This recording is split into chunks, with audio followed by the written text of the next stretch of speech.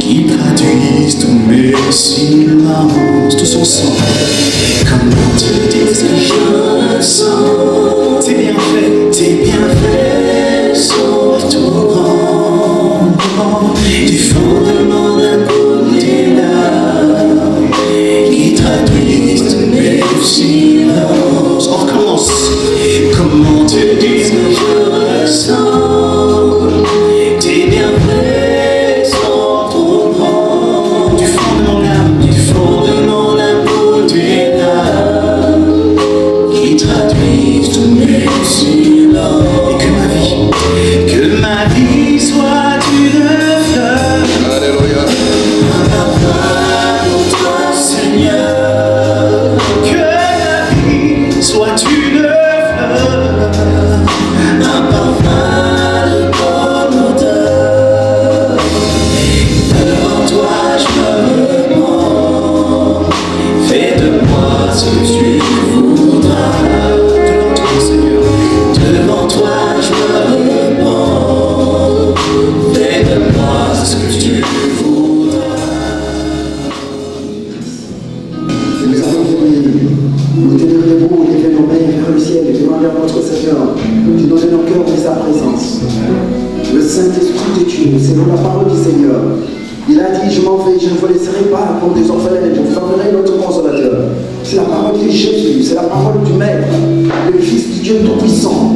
Nous allons, bien aimés, pour adorer le Seigneur, il faut l'adorer à l'esprit, c'est donc il est écrit que Dieu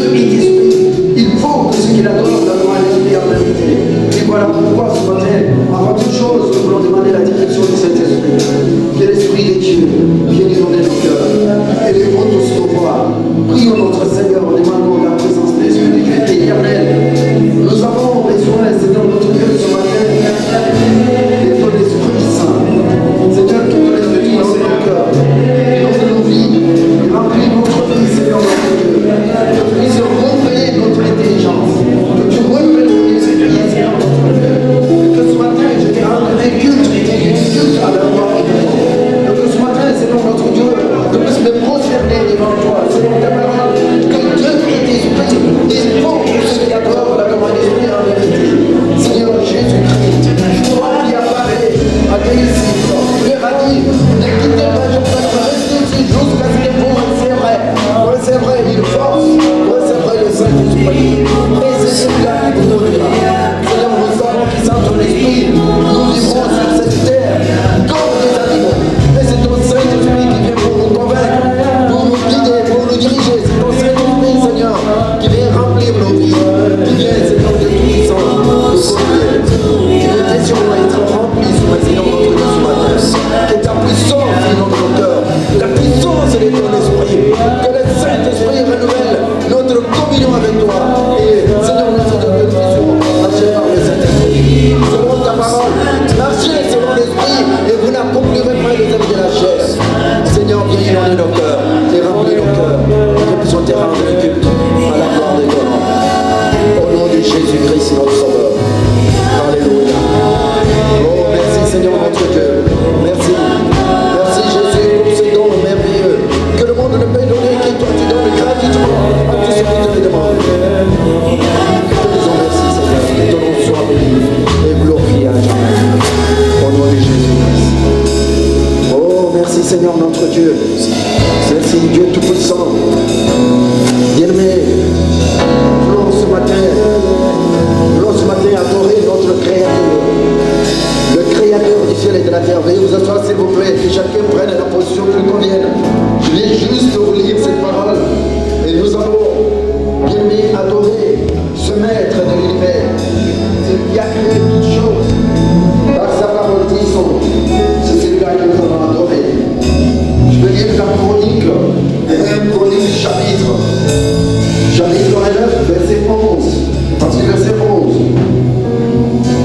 1 Chronique chapitre 29, à partir du verset 11, je lis la parole du Seigneur. À toi, Éternel, la grandeur, la force et la magnificence, l'éternité et la gloire, car tout ce qui est au ciel et sur la terre t'appartient. À toi, Éternel, le règne, car tu t'élèves souverainement au-dessus de tout. C'est de toi que viennent la richesse et la gloire. C'est toi qui domines sur tout. C'est dans ta main que sont la force et la puissance. Et c'est ta main qui a le pouvoir d'agrandir et d'affermir toutes choses. Maintenant, oh notre Dieu, nous t'aimons et nous célébrons ton nom glorieux. Bien-aimé, voilà cette parole, la parole du Seigneur. C'est comme ça qu'on adore Dieu. On n'adore pas Dieu en racontant des histoires de sa vie. On n'adore pas Dieu en disant beaucoup d'autres choses. Mais c'est avec des mots. C'est qu'il est, et ce qu'il a fait. Et voilà pourquoi ce matin, nous allons nous prosterner, bien-aimés.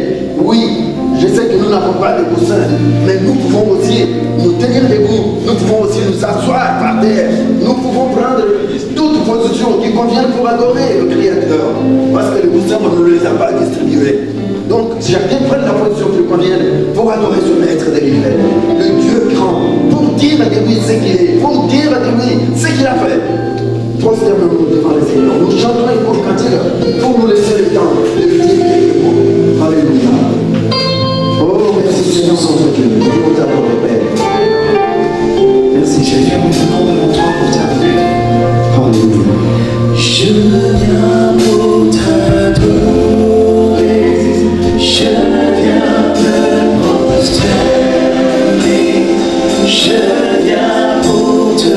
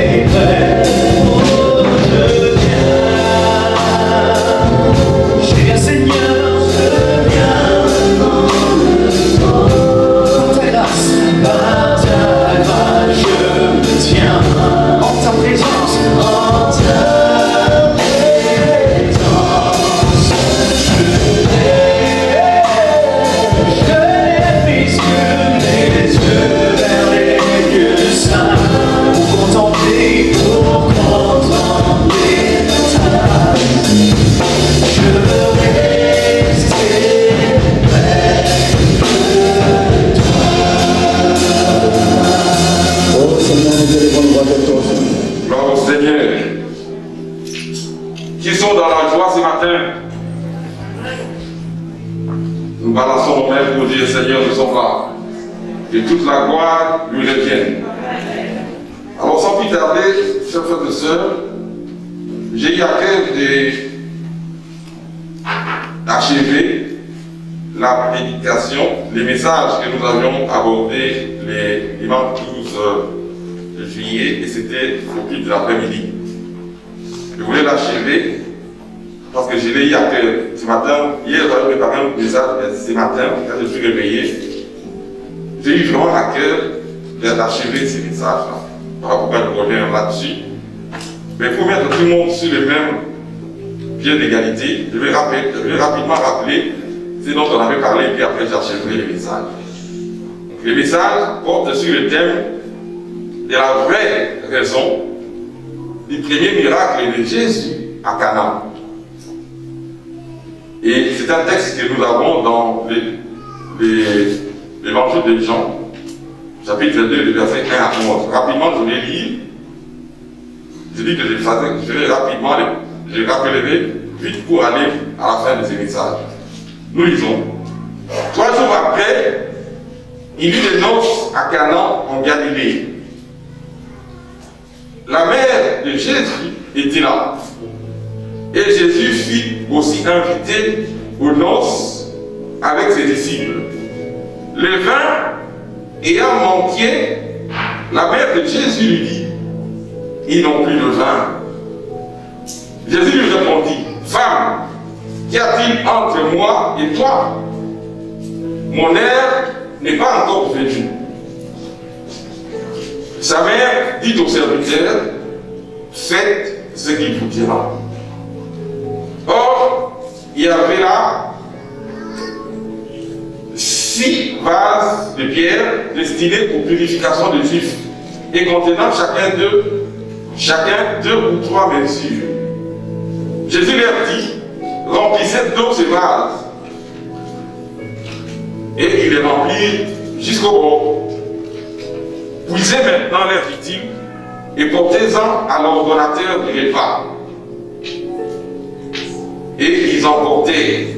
Quand l'ordonnateur du repas eut goûté l'eau changée en vin, ne sachant d'où venait ce vin, tandis que les serviteurs qui avaient puisé l'eau le savaient bien, il appela l'époux et lui dit, tout homme sert d'abord les bons vins, puis les moins bons après qu'on s'est enlevé. Toi, tu as gardé les bons vins jusqu'à présent. Le verset 12, tel fut à Cana, en Galilée, le premier miracle de Jésus. Alors dans ce texte, le problème se trouve à quel niveau? Le problème à résoudre est au verset 3. Au verset 3, au moment où Marie a fait une déclaration, il a dit, d'abord le verset 3, la première partie dit, les vins ayant manqué. Donc le problème, il est là. C'est-à-dire qu'il y a la carence de vin dans une fête. Et la question que nous nous posons, parce que nous avons vu la suite, Marie a dit à Jésus, ils n'ont plus de vin.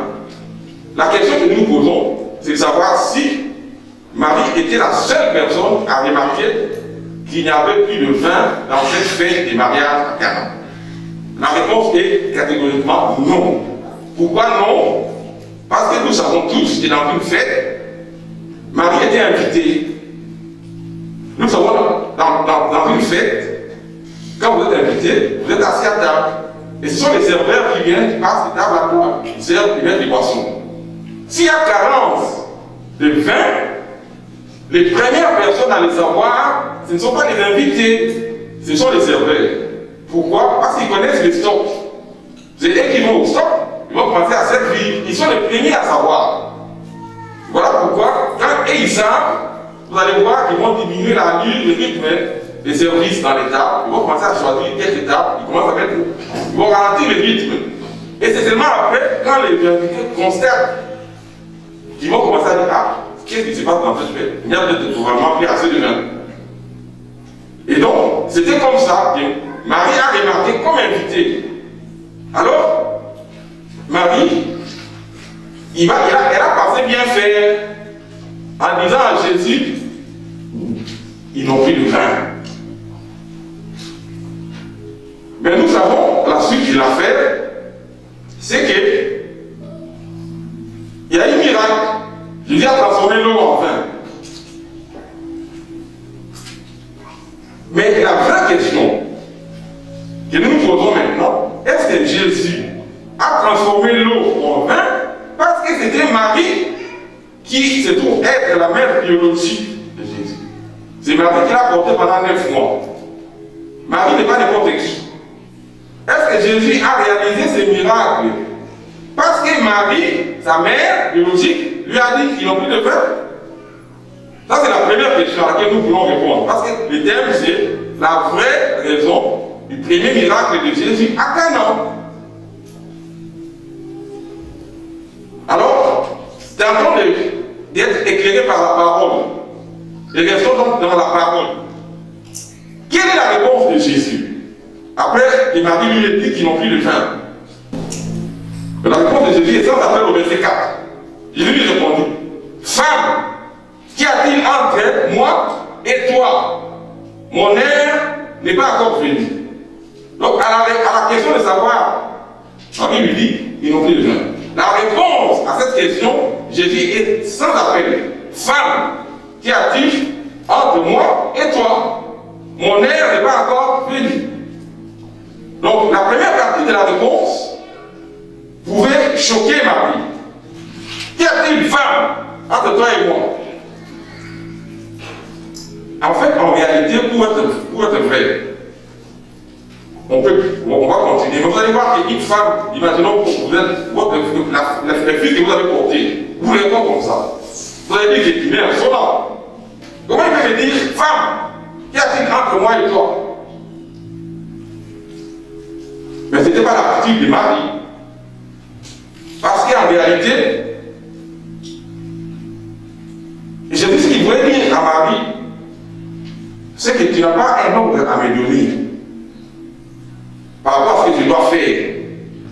Et il voulait rappeler en même temps, par cette réponse, il voulait rappeler à Marie, souviens-toi de ce que l'ange Gabriel t'avait dit dans Luc chapitre 1, verset 34 à 35. Écoutez ce que l'ange avait dit à Marie. Marie dit à l'ange, comment cela se fera-t-il, puisque je ne connais point d'homme? Verset 35, l'ange lui dit, le Saint-Esprit viendra sur toi, et la puissance du Très-Haut te couvrira de son nom. C'est pourquoi le Fils qui naîtra de toi sera appelé Fils de Dieu. Donc, Jésus voulait dire à Marie, maintenant je t'ai dit que je suis, tu me donneras le nom de Jésus, Fils de Dieu. Donc, je suis venu du ciel. Tout ce que tu dois faire est programmé et planifié. Souviens-toi, Marie, et tu t'es dit qu'il soit fait selon ta parole, ce que tu avais dit à l'ange. Donc, je n'ai pas des instructions à ça de toi, à recevoir de toi, par rapport à ce que je dois faire. Tout a été programmé. Voilà pourquoi, pour préciser, il dit, mon heure n'est pas encore venue. Et avec ça, Marie a tout compris. Mon heure n'est pas encore venue. Donc, en réalité, par rapport au miracle, tout était planifié, programmé du ciel. Jésus ne pouvait pas faire le miracle ce jour-là. Parce que Jésus ne ment pas. Il a dit, mon heure n'est pas encore venue. Donc, il ne ment pas. Il ne pouvait pas. Sur base de la parole de Marie, ils n'ont plus de pain. Il ne pouvait pas, c'est clair. Mais pourquoi quand même il a fait le miracle? C'est ce jour-là. Alors qu'il ne pouvait pas, ce n'était pas programmé, ce n'était pas planifié qu'il le fasse ce jour-là. Maintenant, pour qu'on comprenne, c'est plutôt, avant même d'aller là, pour rappeler encore si on était à la place de Marie. Dans Luc chapitre 8, verset 19 à 21, écoutez encore une autre histoire. La mère et les frères de Jésus vinrent le trouver, mais ils ne purent l'aborder à cause de la foule. Verset 20, on lui dit, ta mère et tes frères sont dehors, et ils désirent te voir. Mais il répondit, ma mère et mes frères ce sont ceux qui écoutent la parole de Dieu et qui la mettent en pratique. Donc vous comprenez que pour Jésus, il a une nouvelle définition de la mère et le frère. Ce n'est pas la mère et le frère biologique, mais pour Jésus, sa définition de la mère et des frères, ce sont tous ceux qui écoutent la parole de Dieu et la mettent en pratique. Bon, maintenant, imaginons un peu, nous avons des mamans ici. Imaginez, vous venez, pour vous, le fils que vous avez entendu, que vous avez porté pendant 9 mois. Et vous êtes dehors, comme là au clip, dehors, et puis vous envoyez le protocole, vous dites, allez dire mon fils. Et puis le fils répond à haute voix, il n'a pas caché. Il dit à tout le monde, ma mère et mes frères sont ceux qui écoutent la parole de Dieu et qui la mettent en pratique. Réalisez-vous, vous êtes maman. Une vraie maman, en particulier congolaise. Qu'est-ce qu'il va faire? Il va gifler l'enfant. Et il va gifler même en disant, caca. Vous comprenez? Donc, voilà la définition, le critère pour Jésus, ceux qui écoutent la parole et qui la mettent en pratique. On peut multiplier ainsi beaucoup d'autres exemples, même si je dis, je dois aller vite. Maintenant, quelle est la vraie raison de ce miracle? Elle se trouve dans la petite phrase que Marie va prononcer après. C'est-à-dire, Marie se passe de la réponse de Jésus. Femme, qu'as-tu entre toi et moi? Mais Marie s'adresse maintenant au serviteur. Il dit au verset 5, sa mère dit au serviteur, faites ce qu'il vous dira. C'est là le problème. C'est dans faites ce qu'il vous dira.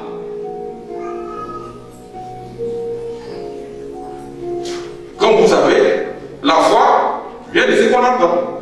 Et ce qu'on entend vient de la parole de Christ. Donc faites ce qu'il vous dira. Et c'est ça qui a tout déclenché. Et nous savons la suite. Les serviteurs vont aller sur Jésus. Et tout ce que Jésus va leur dire, ils vont le faire. Mais alors, qu'est-ce qu'il y a changé? C'est ça que Jésus, en réalité, quand il a entendu, faites tout ce qu'il vous dira. Ah, cette fois va frapper fort. Ce n'est pas programmé que je fasse un miracle. Mais le fait qu'il ait dit, faites tout ce qu'il vous dira. Mais c'est la parole. Nous savons qu'au commencement était la parole. La parole était avec Dieu. La parole était Dieu. Cette parole, Jean dit, c'est faite chair. Jean dit, nous avons contemplé sa gloire. Elle a habité parmi nous, dit Jean. C'est cette parole. Faites tout ce qu'il vous dira. Or, au commencement, il a dit que la lumière soit et la lumière fut. Il appelle à l'existence de choses qui n'existent pas.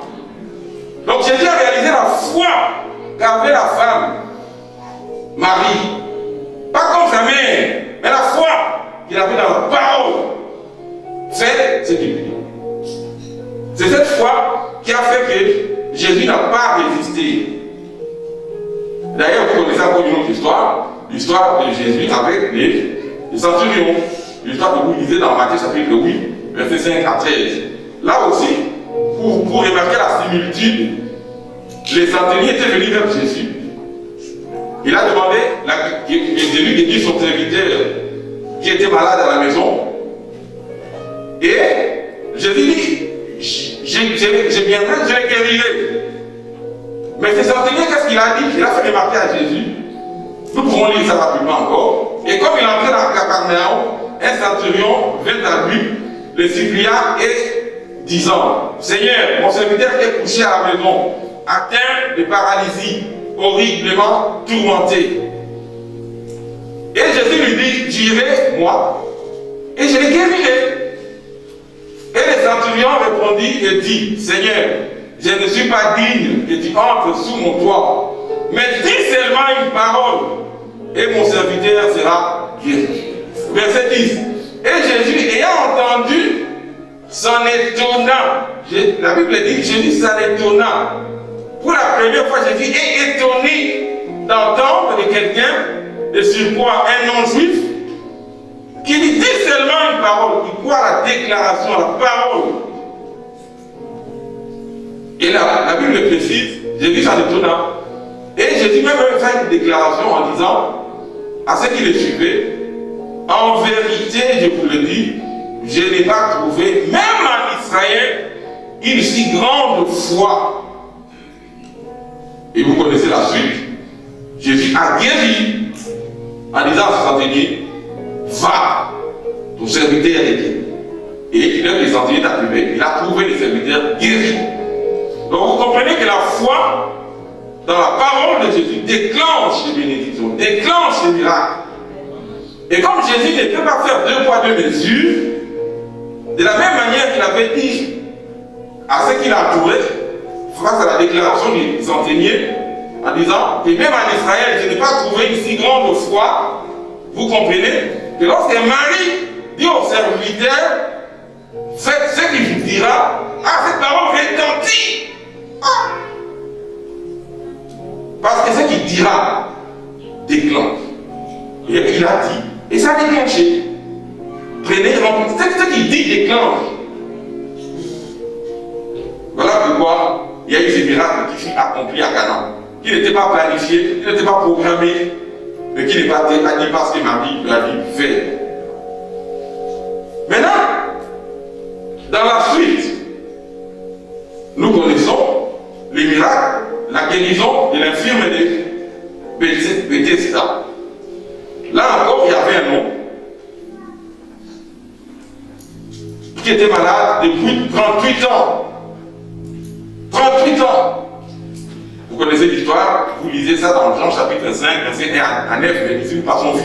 Je vais juste à l'essentiel. Qu'est-ce que Jésus va lui dire?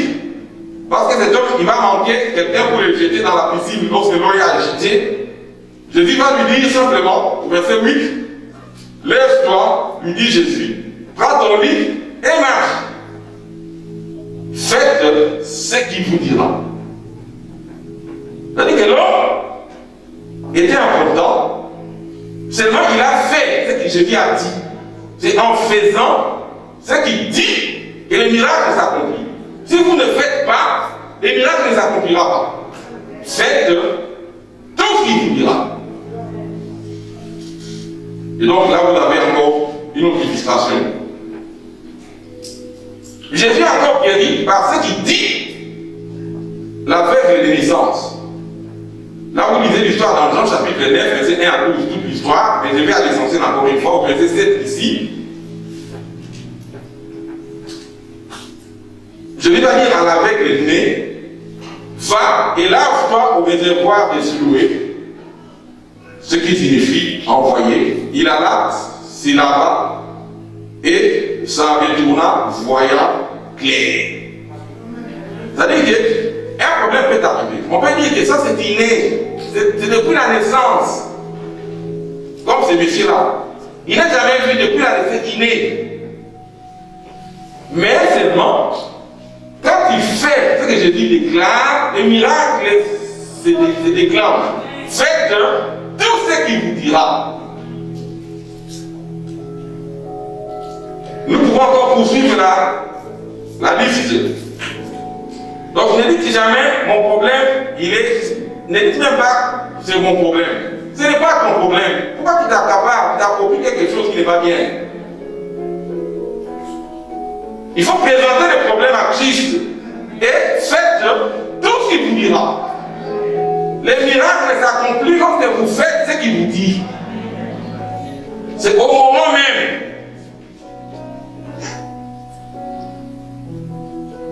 Encore une autre illustration. Même les morts obéissent à ce qu'il dit. Vous connaissez la résurrection de Lazare, non? Vous lisez cette histoire dans Jean 11, verset 39 à 49. Ça, c'est toute l'histoire. Mais nous allons à l'essentiel. Au verset 43. Qu'est-ce que Jésus va faire? Il cria d'une voix forte. Lazare sort! Lazare sort, un mort, enterré il y a plus de 4 jours. Le corps était déjà en putréfaction, il sentait mauvais. Mais Jésus va parler aux morts enterrés les 4 jours. Il dit, Lazare, sort. Les morts obéissent. Ils entendent. Ça, c'est le miracle, la résurrection de Lazare. Et on donne confiance en Jésus. Encore une autre histoire de la tempête apaisée que vous lisez dans Matthieu chapitre 8. Ici, je prends encore une fois les versets 26 à 27. Il leur dit, lorsque l'histoire de la barque, où Jésus feignait de dormir, une tempête forte s'est élevée. Les disciples s'étant approchés les réveillèrent et dirent, Seigneur, sauve-nous, nous périssons. Il leur dit, pourquoi avez-vous peur, gens de peu de foi? Alors il se leva, Jésus se lève, il menaça les vents et la mer, et il eut un grand calme. Il dit, tais-toi, calme-toi, et la tempête se calme. Même la nature obéit. Et le verset 27, ces hommes furent saisis d'étonnement. Et regardez l'expression de leur étonnement. Quel est celui-ci, disait-il, à qui obéissent même les vents et la mer? Souvenez-vous, Jean dit, rien de ce qui existe n'existerait sans elle. Tout a été créé par la parole. Voilà pourquoi même les pierres s'élèveront pour l'acclamer. Quand Jésus est entré dans Jérusalem, montant sur l'âne, et quand on criait, on l'adorait, il faisait une descente triomphale. Les pharisiens sont venus dire, Maître, dis à tes disciples de se taire. Jésus dit, si vous voulez demander de se taire, les pierres s'élèveront pour m'acclamer. Tout obéit à la parole. C'est comme ça que Jésus, ici, pour revenir sur la tempête, il a apaisé la tempête. Même les démons lui obéissent. Vous lisez cette histoire dans Marc chapitre 1, verset 21 à 28. Encore une fois, je prends l'essentiel au verset 25.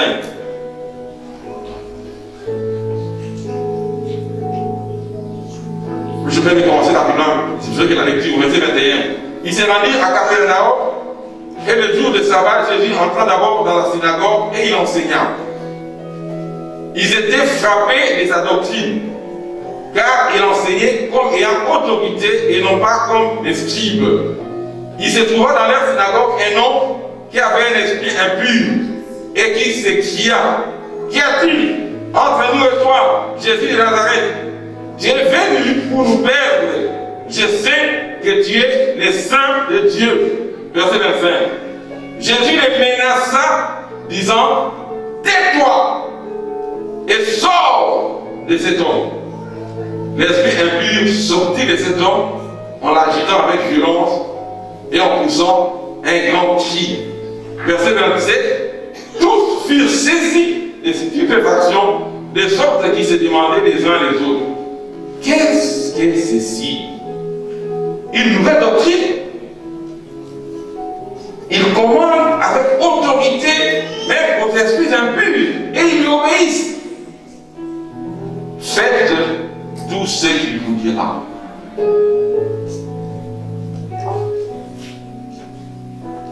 Et pour finir, Jésus, après avoir fait tous ces miracles, il va lui-même donner une recommandation à ses disciples dans Matthieu chapitre 28, verset 19. Amen. Allez, faites de toutes les nations de disciples, et baptisant au nom du Père, du Fils et du Saint-Esprit. Verset 20. Et enseignez-les à observer tout ce que je vous ai prescrit. C'est-à-dire, enseignez-les à observer tout ce que j'ai dit. Faites tout ce qu'il vous dira. Aujourd'hui, faisons tout ce que Jésus nous dit. Les miracles se trouvent là. Parce que c'est l'expression, c'est là qu'il voit notre foi. dans l'accomplissement, la réalisation de tout ce qu'il nous a dit. À Cana, c'est Marie qui a dit au serviteur, faites tout ce qu'il vous dira. Mais Jésus lui-même va déclarer à ses disciples, enseignez-nous, vous et moi, tout ce qu'il a enseigné. Et qu'ils observent tout ce que j'ai prescrit, c'est-à-dire tout ce qu'il dit, tout ce qu'il a dit dans sa parole. Si nous avons des problèmes, si nous avons des difficultés, quelles qu'elles soient, regardons dans la parole ce que Jésus a dit. Ayons la foi par rapport à ce qu'il a dit et mettons la foi sur cette parole, mettons-la en pratique et nous verrons le miracle s'accomplir. Nous verrons le miracle se réaliser. Frères et sœurs, faisons tout ce qu'il nous dit. Que le Seigneur vous bénisse. Je rends grâce au Seigneur bien-aimé pour ce temps que le Seigneur nous donne tous les jours de notre vie, de nous arrêter et de venir écouter ses conseils dans sa maison. C'est une grâce bien-aimée. D'autres n'ont pas ce moment. Pendant ce temps de souffrance que nous vivons, bien-aimés, un temps de souffrance pour tout un chacun d'entre nous. Il y en a ceux qui sont atteints de leur chair, ceux qui ont perdu leur emploi, ceux qui pleurent, qui ont perdu un être cher. Nous vivons un temps de souffrance pendant cette crise sanitaire. Voilà pourquoi le Seigneur m'a conduit, afin que nous puissions jeter notre regard dans la parole de Dieu. Et beaucoup plus dans le livre de Job. Vous savez, pour nous les chrétiens, le livre de Job est un livre qui est très important, car il parle de la souffrance. Et de façon diverse, bien-aimés. Nous connaissons tous la souffrance. Personne d'entre nous ici présents ne peut lever la main pour dire qu'il ne connaît pas la souffrance. Il n'y a qu'une seule alternative. Si tu vis longtemps, tu connaîtras la souffrance. Si tu ne vis pas longtemps, tu ne la connaîtras pas. Une seule alternative. Donc nous connaissons tous ce que c'est que la souffrance. La souffrance morale, la souffrance physique, la souffrance dans l'éducation des enfants, la souffrance par rapport au comportement d'un mari, au comportement d'une épouse, la souffrance au travail, avec les responsables, avec les collègues, la souffrance. Et ce livre, bien-aimé, il s'adresse à tout un chacun d'entre nous. Mais le livre de Job, ce n'est pas un livre facile à lire. C'est pourquoi beaucoup de chrétiens ne le connaissent très peu, ou même pas. Nous ne savons pas à quelle époque vivait Job, mais beaucoup pensent qu'il s'agit d'un tout premier écrit de la Bible. Et Job, si vous voyez dans la parole de Dieu, ça fait partie des livres poétiques ou des livres de sagesse. C'est un livre qui nous donne beaucoup de leçons importantes. Mais mon sujet n'est pas là. Le sujet, c'est vrai que le livre, il parle de la souffrance. Mais nous ne voulons pas nous attarder là-dessus. J'ai voulu simplement vous retracer un peu le grand thème qui est là dans ce livre. Le grand thème de ce livre, c'est la souffrance. Mais je ne voudrais pas m'attarder là-dessus. Le Seigneur a mis dans mon cœur un autre sujet, c'est-à-dire un homme innocent ou un homme intègre. Nous allons lire le premier chapitre, du premier verset au 5e, un court verset. Il y avait au pays d'Ouz un homme nommé Job. Cet homme était intègre et droit. Il craignait Dieu et s'écartait du mal. 7 fils de 3 filles naquirent de lui.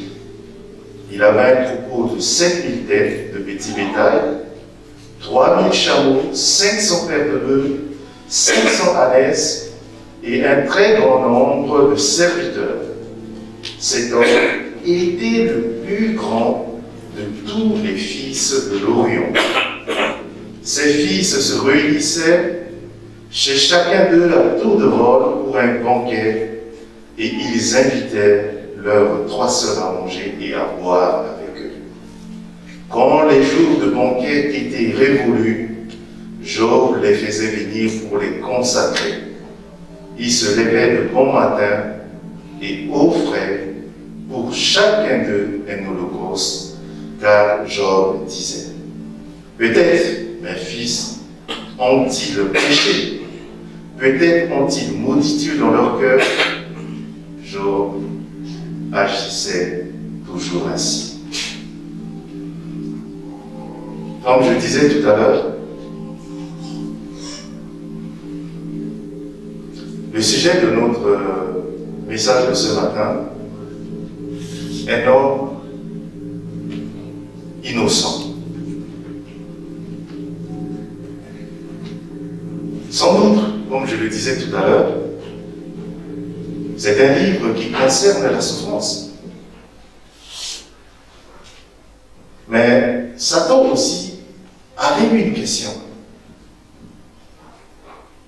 Bien que Job avait beaucoup de questions, Satan avait une question.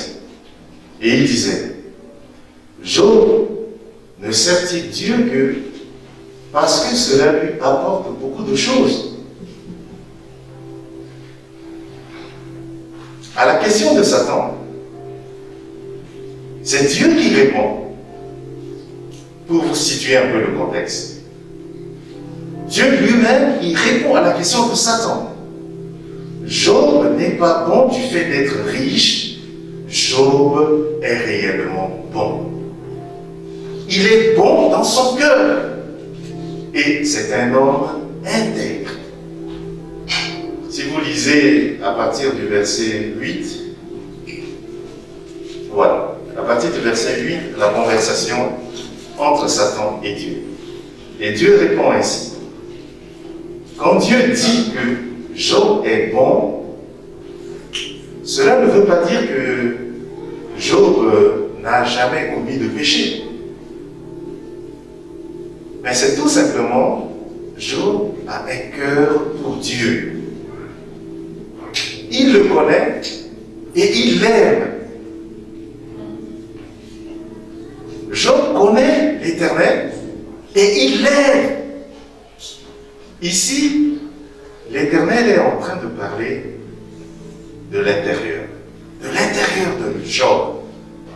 Dès que nous sommes là, bien-aimés, dès que là, je suis devant vous pour vous donner cette parole, je ne connais pas votre intérieur. Vous-même aussi, vous ne connaissez pas mon intérieur. Mais c'est Dieu qui connaît à nous tous notre intérieur. Car ils sont les reins et les profondeurs. Et si Dieu dit que Job est bon, réellement, Job est bon à l'intérieur. Parce que c'est Dieu qui le proclame.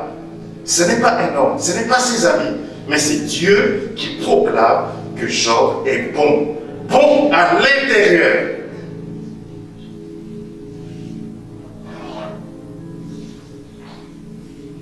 Si on parle ici beaucoup plus dans le texte,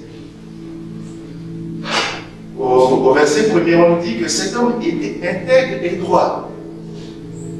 Quand la parole de Dieu parle d'intégrité ici, bien-aimé, l'intégrité ici parle beaucoup plus de l'innocence.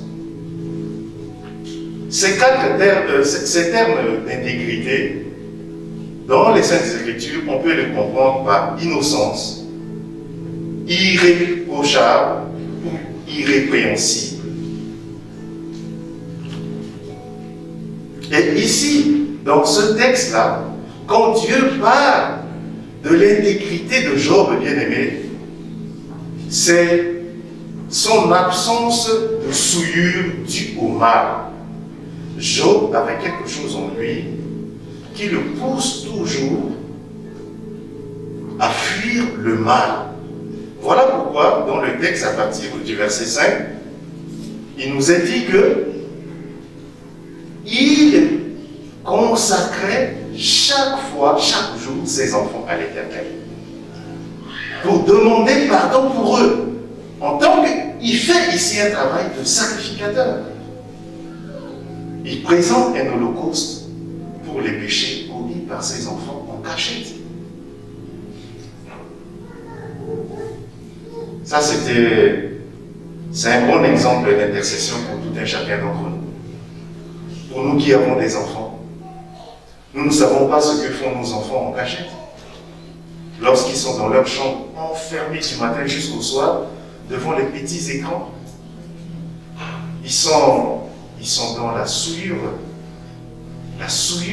des petits écrans. Les petits écrans les souillent.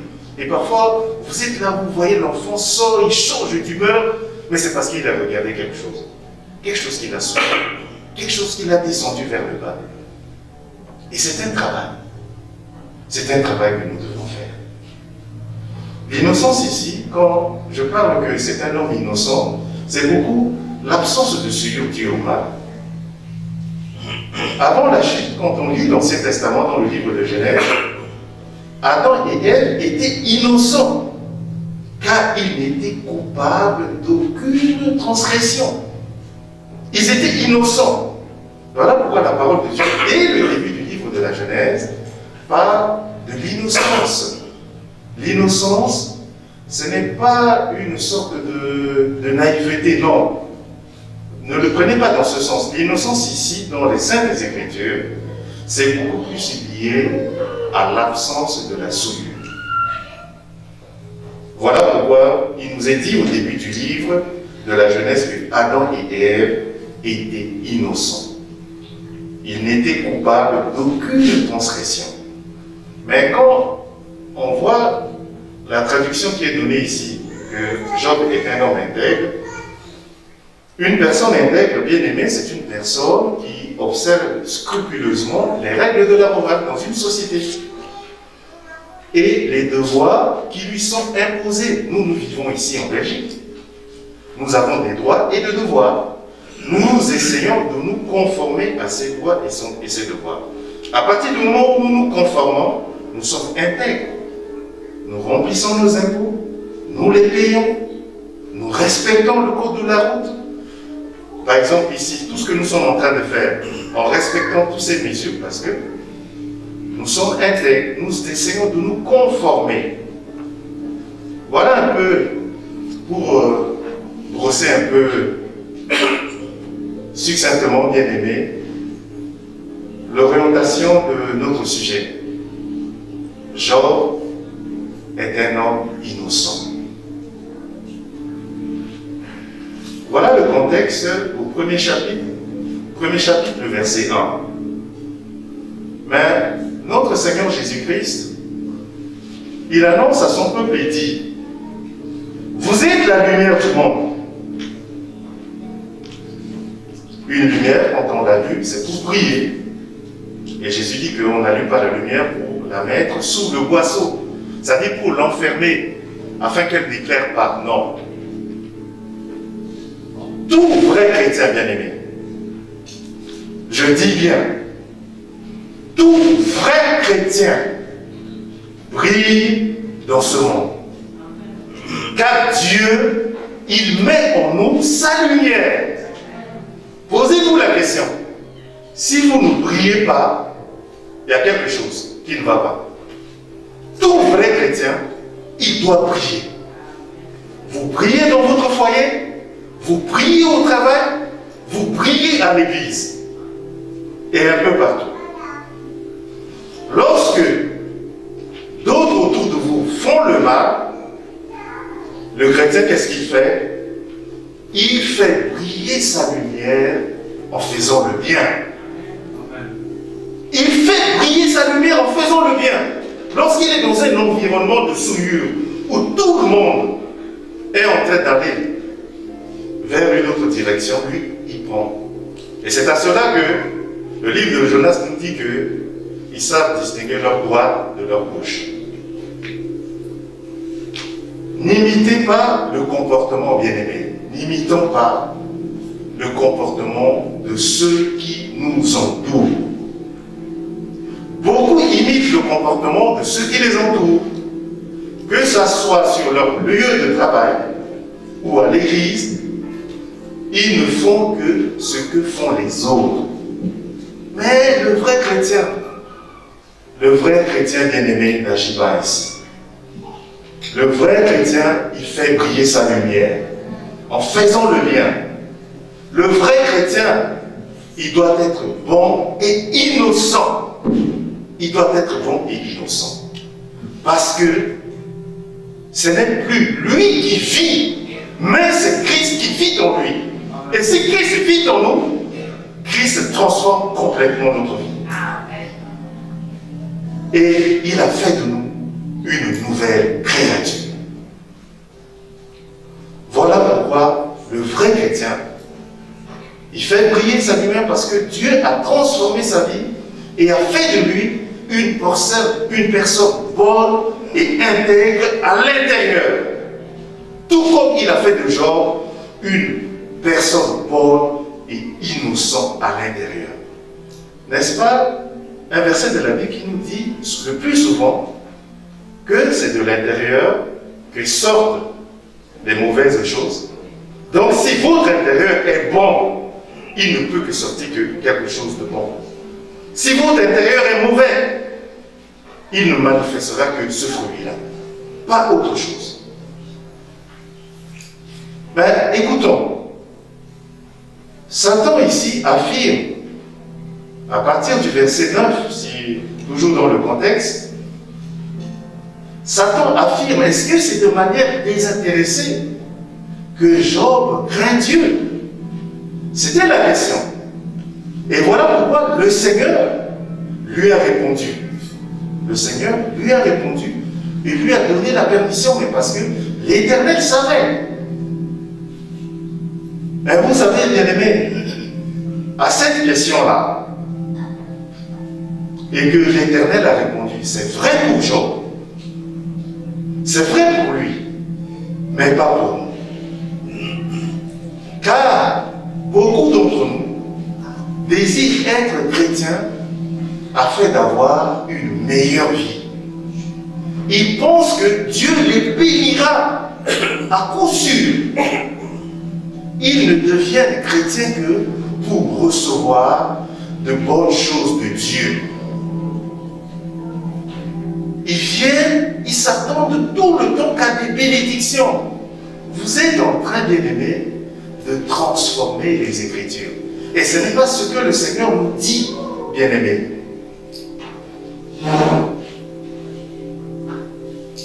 Voilà pourquoi nous devons vraiment comprendre la profondeur des saintes Écritures. Job connaît Dieu. Il n'aime pas le mal, il aime le bien. Mais cela ne changera pas, quoi qu'il arrive. Et nous avons vu par la suite. Pour ceux d'entre nous qui ont déjà lu ce livre, ils peuvent savoir. Je connais une maman qui était avec nous à l'époque, avant que je vienne ici en Belgique. Et son témoignage m'est resté gravé sur la tête par rapport à un acte qu'elle a posé. Et souvent, l'acte qu'elle a posé, parfois nous aussi, nous ne sommes pas à l'abri. Hein.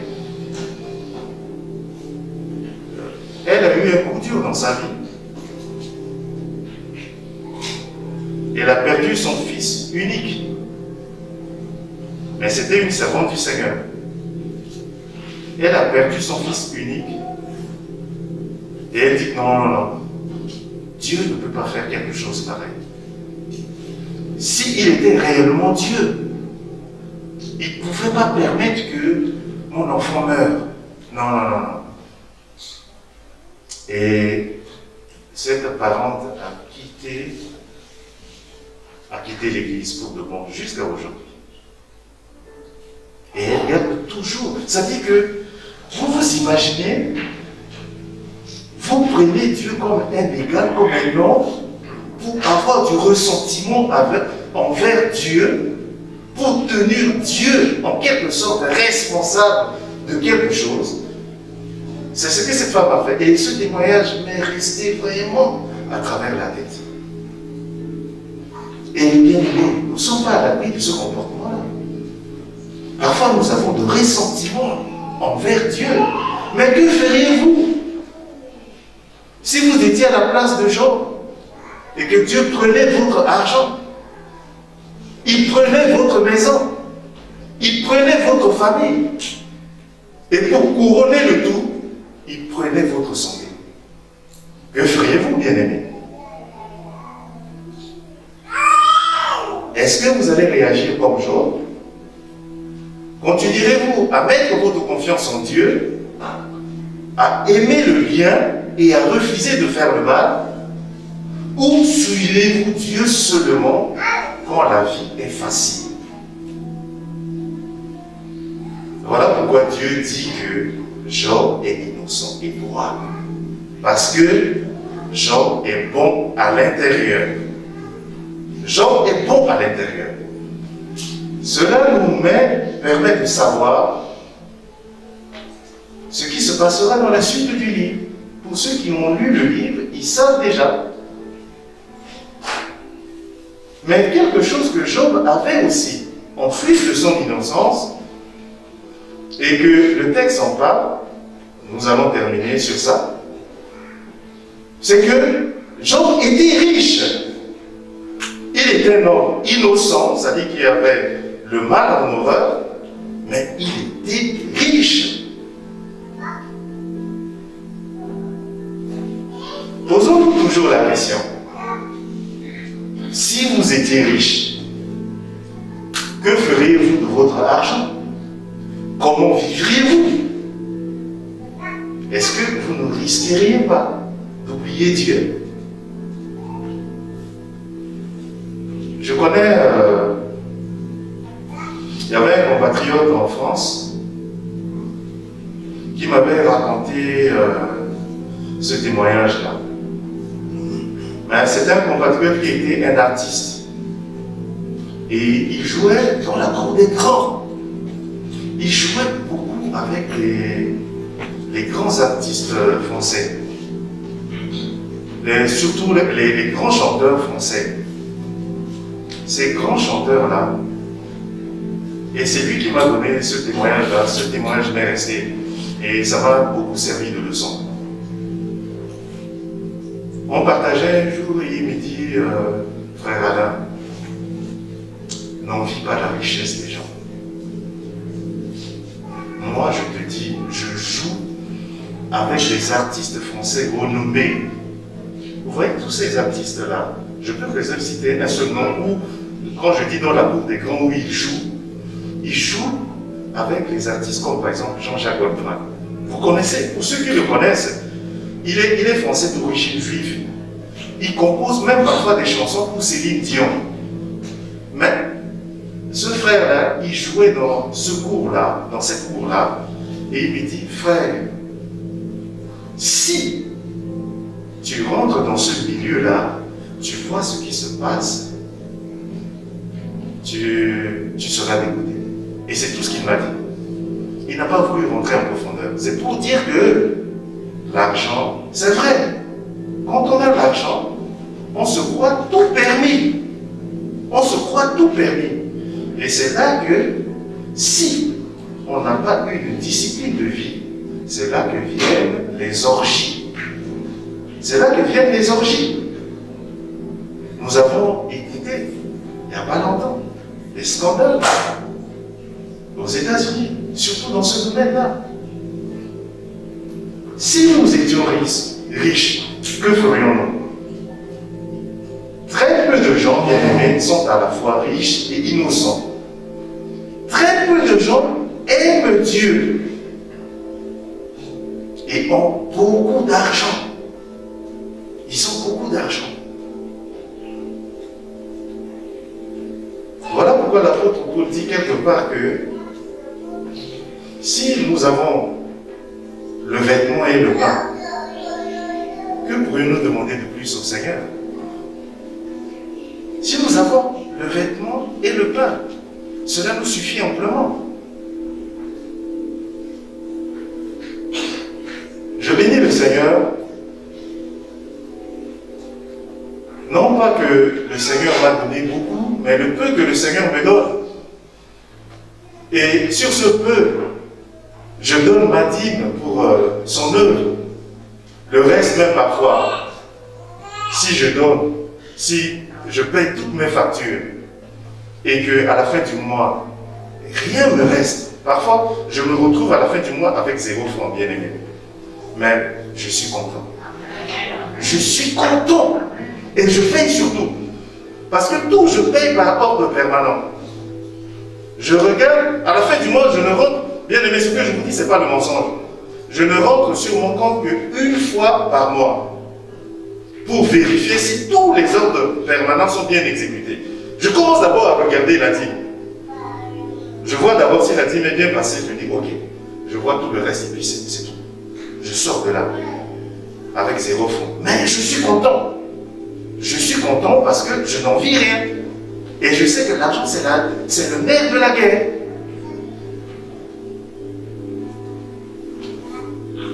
Les richesses, bien-aimées,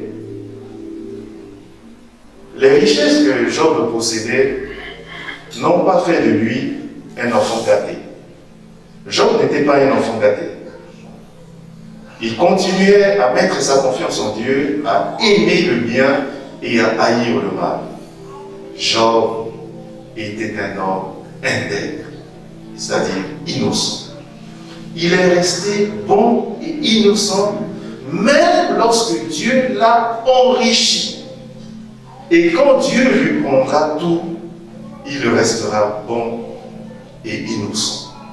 Quand une personne est bonne à l'intérieur, les circonstances extérieures ne le changeront pas. Si quelqu'un est bon à l'intérieur, les circonstances tout autour de lui ne peuvent pas le changer. Parce qu'il sait en qui il a mis sa confiance. Tout à l'heure, quand j'étais ici, je disais au Seigneur, je partageais avant-hier avec mon épouse par rapport à une tante, une de mes tantes qui est fort âgée, qui n'est pas mariée.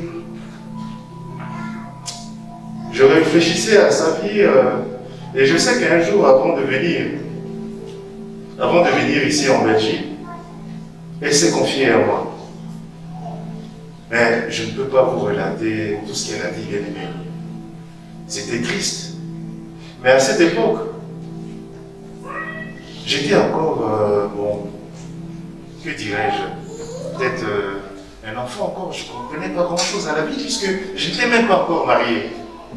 Donc je ne connaissais rien. Elle me racontait des choses maritales qui se passaient dans un couple, tout et tout.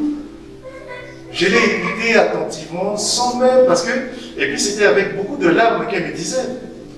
Mais je ne savais pas lui répondre. Je ne savais pas lui répondre. Je disais à mon épouse que si c'est maintenant qu'il me parlait de ces choses, certainement le Seigneur mettra quelque chose dans mon cœur pour elle. Pour la réconforter. Voilà pourquoi je dis, je bénis le Seigneur.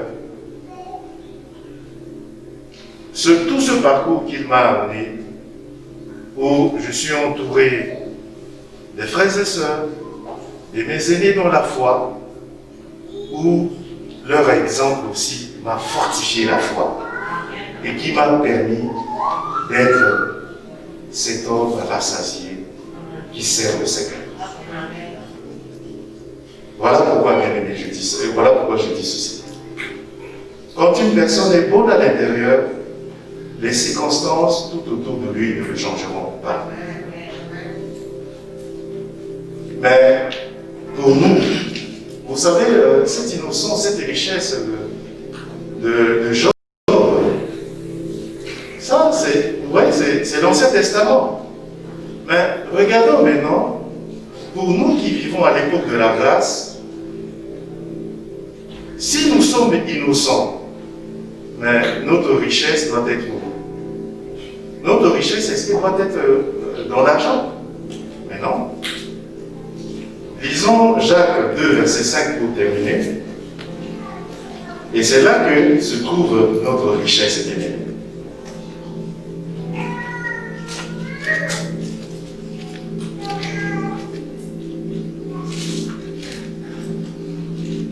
Voilà. Écoutez mes frères bien-aimés.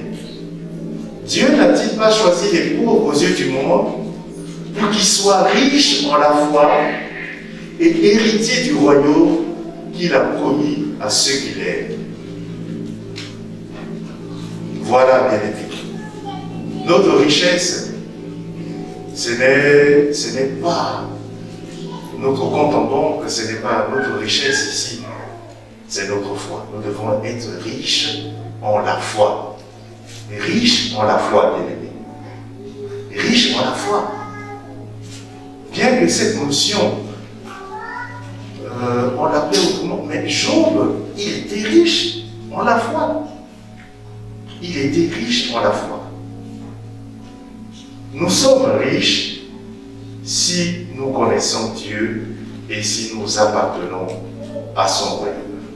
Alors, bien-aimés, si Dieu vous a-t-il transformé intérieurement, ou êtes-vous bon en apparence seulement? À l'Église, ne faites pas semblant d'être chrétien sans l'être véritablement. Mais vivez en tant qu'un vrai chrétien.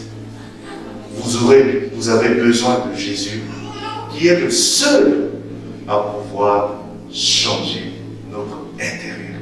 Parce que c'est lui seul qui le connaît. Que le Seigneur bénisse cette parole dans nos cœurs et que son nom soit glorifié. Merci les hommes, à chanter ta louange, et chants s'élèveront vers toi. Je suis merci les hommes, ne voulez plus célébrer ta louange, les pierres s'élèveront, acclamer le nom de sa vertu, et les étoiles tombent du ciel. Tu es Dieu, ton règne n'a de fin. Tu es Dieu, ton règne n'a de fin. Tu es Dieu, ton règne n'a de fin. Hosanna, Hosanna, Hosanna,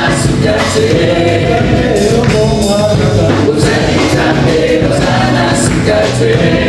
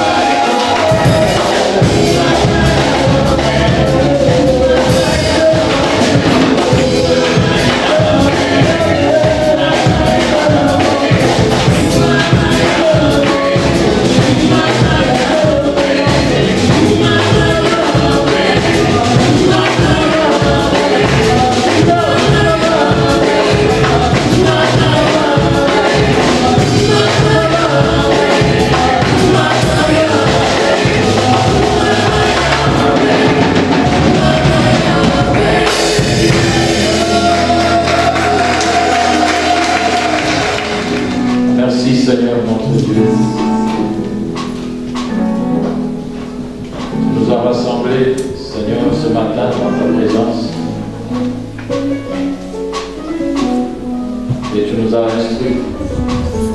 Et avant cela, tu nous as permis, Seigneur, de nous approcher de toi en faisant monter jusqu'à ton trône notre adoration, notre louange, nos actions de grâce, parce qu'il t'a plu de nous donner la vie ce matin.